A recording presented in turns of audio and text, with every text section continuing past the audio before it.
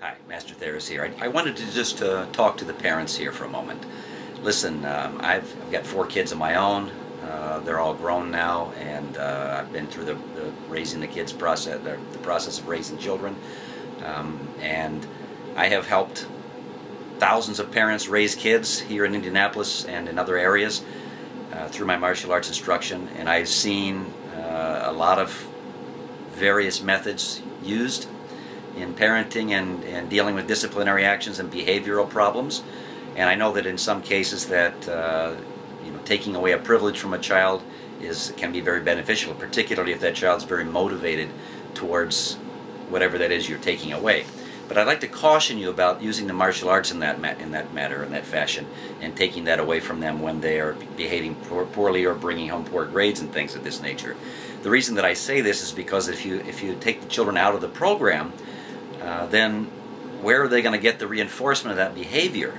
So this is the difference between the martial arts and, say, going to the mall with their friends, or playing on their Xbox, or having time on the phone or the computer, or some other fun activity such as going roller skating and things like that. Those are fine things to take away from children when they're not behaving. But if you remove them from the martial arts program when they're not behaving, then they're missing out on those valuable life lessons that we incorporate into each and every class, that we specifically address their behavior. This is why we have students bow and use the terms yes sir and no sir, and we teach them to look at their higher ranks with respect, and that we expect students with a higher rank around their waist to have certain behavioral traits that they can then turn around and role model for children and younger students that are lower in rank than them. So if you remove them from the program because of their behavior, then they're going to miss out on that mentoring and that constant positive reinforcement of the concepts of our 3 core values of respect, focus, and discipline. And self-discipline being the most important. And so self-discipline is doing what you're supposed to be doing without having to be told, which is a lot of children's behavioral issues revolve around that. Of course, the issue of respect is another important one, and that's what we talk about on a daily basis as well, which in level 10 martial arts colors, respect means to treat others the way you would like to be treated. So our goal is to continually drill that into the students until that starts to become more of their makeup. So now everybody's going to have a bad day, and as a martial arts master instructor, I'm no different. I still have bad days where I fall off the wagon a little bit, but the fact that I'm the instructor and I'm expected to have these things mastered to some degree helps get me back on track very quickly, and you can't live in the past. So the most important thing is that we look to the future, and we try to improve ourselves on a daily basis. So I really encourage you to not use the martial arts as a kind of a carrot and a horse in front of a horse to get the horse to move. It's the right idea, but it's maybe the wrong way of going about it. A better way might be to use the student's belt, or use the promotion testing as the carrot instead of that.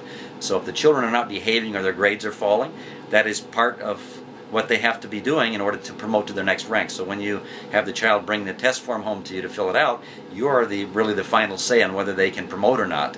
If we think that everything is great, but we're not seeing some of the negative behaviors going on behind the scenes, you obviously can see that, and you can tell the child that you're not going to give them permission to promote until that behavior is improved. But continue to bring them to classes. It's very powerful to see maybe their classmates promoting and them not being able to promote, and then maybe one of their classmates asks them, well, you know your forms, you got all your stripes, how come you're not promoting? And then they have to tell them, I've been treating my brother or sister improperly, and my parents aren't going to let me promote until I improve in that area. So it's a great way to help them get these values reinforced even from their peers and their senior belts in our school. So we really would like you to think about it from that particular angle. It is a process. Changing a student's behavior is not something that can happen overnight.